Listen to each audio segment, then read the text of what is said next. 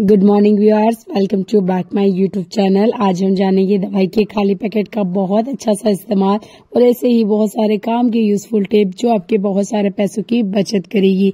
यह वीडियो बहुत ज्यादा काम आने वाली है। प्लीज वीडियो को लाइक और शेयर करना बिल्कुल ना भूलें। चैनल पे आ ही गया है तो चैनल को सब्सक्राइब कर लीजिएगा। पहला यूजफुल टिप मेरा लौंग और चावल से जुड़ा हुआ है। तो लगभग 1 चम्मच इतना चावल लिया है, 6 से 7 मैंने लौंग लिए हैं। आपने इन्हें पीस लेना है, चाहे तो आप मिक्सर में पीस लीजिए या इस तरीके से मूसलदानी में। इसके बाद में आपने एक फैब्रिक कपड़ा या इस तरीके से जुराब का छोटा टुकड़ा भी आप ले सकते हैं। आप चाहें तो यहाँ पर मास्क का भी यूज कर सकते हैं। ये जो हमने मिश्रण बना के रेडी किया है ये हमें इस छोटी सी पोटली के अंदर डालना है। ये देखिए जुराब का एक थोड़ा सा पार्ट मेरे पास बचा हुआ था, इसीलिए मैंने इसी में डाल के आपको दिखाया है। आप चाहें तो किसी कॉटन कपड़े का भी इस्तेमाल कर सकते हैं। यहाँ पर आप टिश्यू पेपर का भी यूज कर सकते हैं। आपने इस तरीके से कुछ पोटलियां बना के रेडी कर लेना है। मुझे इसे एक ही जगह यूज करना है, इसलिए 2 पोटली मैंने एक साथ ले ली है। आप चाहे तो एक एक सिंगल ऐसी बहुत सारी पोटलियां बना सकते हैं।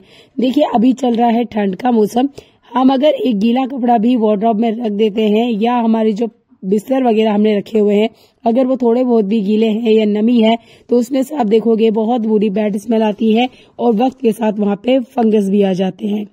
तब आपने ये पोटली बना के उसके बीच में रख देना है। इससे आप देखोगे कि जो इतनी भी बैड स्मेल है वो भी रिमूव हो जाती है और जो फंगस कीड़े लगते हैं वो भी नहीं लगेंगे।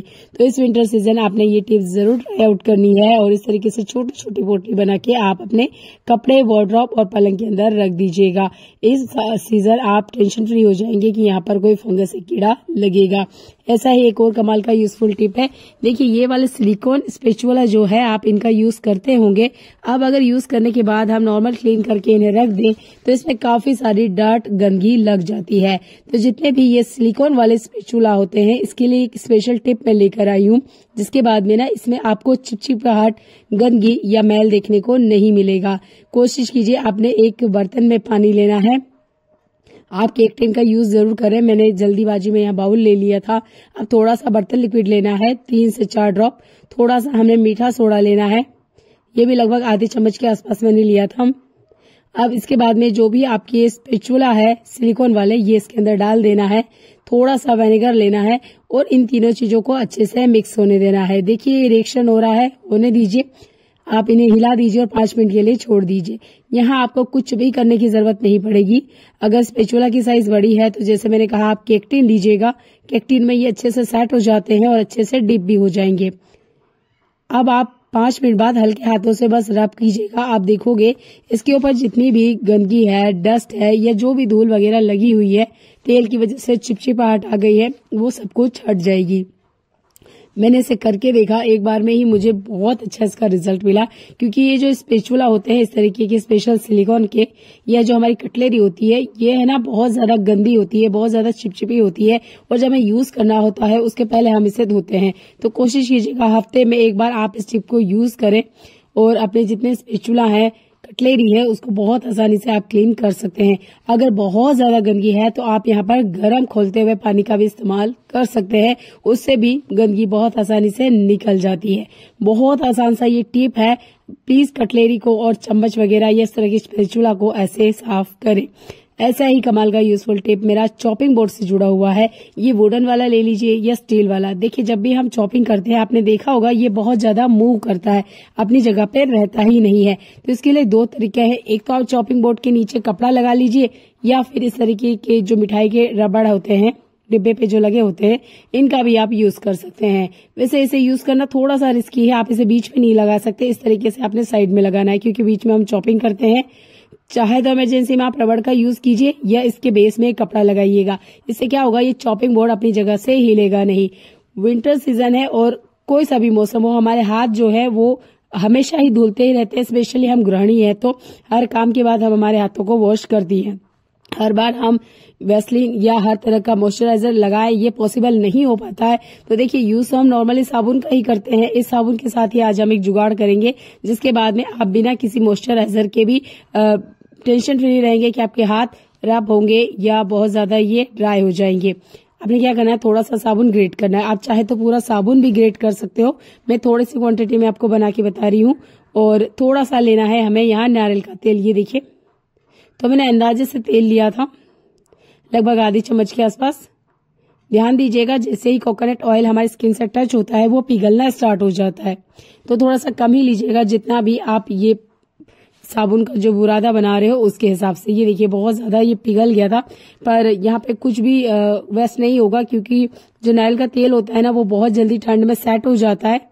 तो यहाँ पे छोटी छोटी आपने इस तरीके से बॉल बना लेनी है, जैसे मैं आपको दिखा रही हूँ। ये देखिए इस तरह की काफी सारी बॉल बना के आप विंटर सीजन में रख लीजिएगा, क्योंकि हम महिलाओं के काम रुकते नहीं है। हर काम के बाद हमें हैंड वॉश करना होता है, और कोई काम स्टार्ट करें उससे पहले भी हम किचन में स्पेशल हैंड वॉश करते हैं, तो हर बार मॉइस्चराइजर लगाना पॉसिबल नहीं हो पाता है। आप छोटी सी एक बॉल उठाइए, अच्छे से हैंड वॉश कीजिए। इसके बाद में नॉर्मल आपका जो कपड़ा है उसे हाथों को वाइप कर लीजिएगा। अब आप देखोगे कि आपके हाथों में बिना मॉइस्चराइजर के भी आपके हाथ बहुत ज्यादा नरम रहेंगे, क्योंकि हमने नारियल तेल का इस्तेमाल किया है।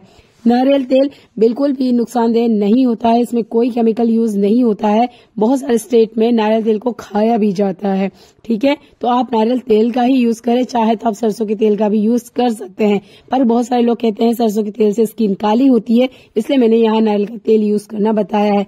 आप चाहे तो पूरे साबुन के लिए भी ये टिप यूज कर सकते हैं।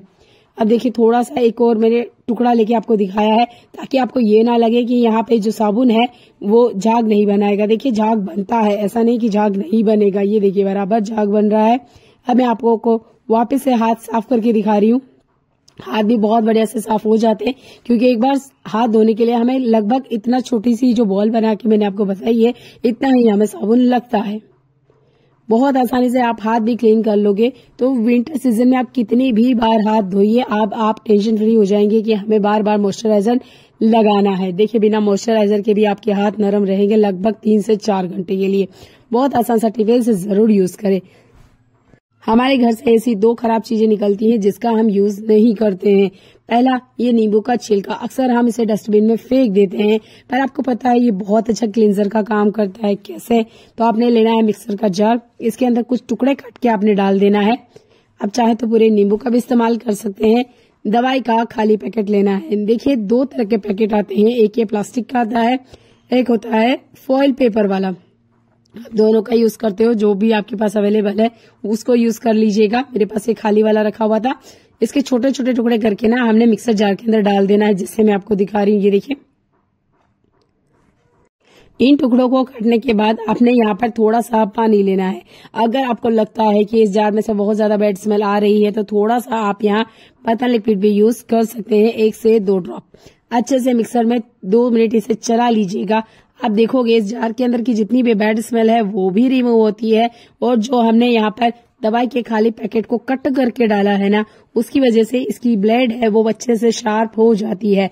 बहुत बार ना इनसाइड अंदर की तरफ पीले पीले दाग होते हैं, जो कि जार में से निकलते नहीं है। जार के अंदर के पीले दाग साफ करने के लिए भी ये नींबू का छिलका और दवाई का खाली पैकेट बहुत अच्छे से काम करता है। बैड स्मेल भी अच्छे से रिमूव हो जाती है। ये जो बचा हुआ सॉल्यूशन है, हमने इसे नहीं फेंकना है, आपने एक बोतल के अंदर इसे ट्रांसफर कर लेना है। स्पेशल जो स्टील की बोतल होती है, क्योंकि विंटर सीजन में हम इनका यूज तो करते हैं पर इनसाइड अंदर की तरफ क्लीन नहीं कर पाते हैं, जिसकी वजह से बैड स्मेल भी आती है। काफी ज्यादा यहाँ चिपचिपाहट होती है, अंदर की तरफ हमारा हाथ नहीं जाता है। तब आप ये वाला टिप बोतल के लिए भी यूज कर सकते हो। जितनी भी नैरो बॉटम वाली ये बोतल है, सबके लिए आप इस सॉल्यूशन का यूज करें। बहुत अच्छे से बढ़िया से अंदर तक स्क्रबिंग हो जाती है, कोई चिकनी परत नहीं रहेगी, और बैड स्मेल है वो भी बहुत आसानी से निकल जाती है, क्योंकि हमने नींबू के छिलके का यूज किया। जैसे मैंने कहा, आपको लगता है बहुत ज्यादा गंदा है तो थोड़ा सा बर्तन लिक्विड या बर्तन धोने का जो साबुन है उसका भी आप यूज कर सकते हैं। एक ही सॉल्यूशन से मैंने 2 चीजें आपको क्लीन करना बताई है, दोनों पे ये बेहतरीन काम करता है। ऐसा ही कमाल का यूजफुल हैक एक नैफ्थलीन की गोली से जुड़ा हुआ है। देखिए नैफ्थलीन की गोली हर घर में यूज की जाती है। आपने 1 गोली लेना है, उतनी ही क्वांटिटी में हमें लौंग लेना है, या 8 से 10 आप लौंग ले लीजिएगा। जब भी आप नैफ्थलीन गोली का पाउडर बनाते हैं, किसी बेकार प्लास्टिक का यूज कीजिएगा, कपड़े का यूज ना करें। इसके बाद में पाउडर बहुत आसानी से ये बन जाएगा। देखिए दोनों का पाउडर मैंने बना के रेडी किया है।